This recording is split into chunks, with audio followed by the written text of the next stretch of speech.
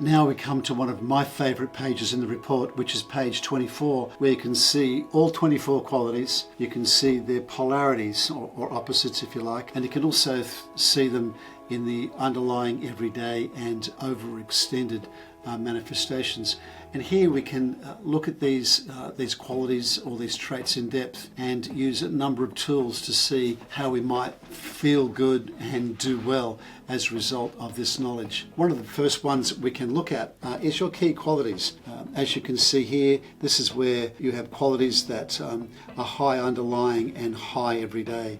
These are qualities that come naturally to you and could be considered your key strengths. And what I would recommend with your key qualities is find out ways in your work that you can lean into these, because if they're high underlying, they're natural strengths, and if they're high every day, it means that you're comfortable using them every day at work too. So find ways in your role that you can lean into these qualities, or find roles where you can exhibit or manifest these qualities more regularly. The second aspect you can look at here with regards to your qualities is your amplifications, which are qualities that are lower underlying but higher every day. And as you can see here, these amplifications, one of them is empathetic, where this individual becomes more empathetic when they come to work.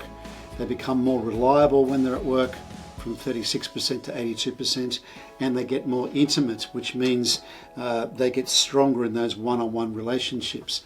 So you might think about these amplifications and think, yeah, I'm definitely leaning into these when I come to work, but how much energy is that taking from me, and are they useful decisions for me to be making to have that level of amplification when you look at your particular qualities and how that difference manifests from underlying to everyday. Another thing to consider here in your qualities, or an important aspect to consider, is whether you have any paradoxes where you've got two polarities or two opposite traits or qualities that are both very high. As you can see here, this particular individual is high on both tough and accommodating.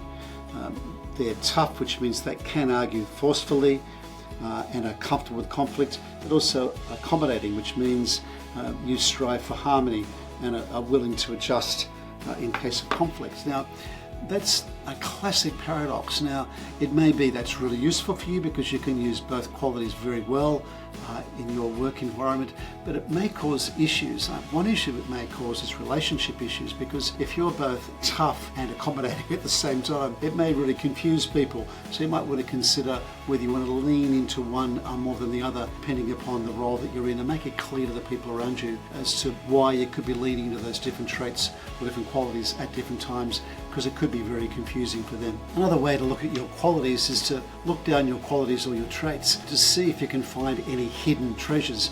And by hidden treasures, I mean any qualities that are very high underlying but lower every day. These are hidden treasures, because if they're low underlying, it means that you're comfortable with that trait, you're comfortable with that quality, and that you're likely to feel good and feel strong when you are exhibiting it. So you can see here a couple of hidden treasures.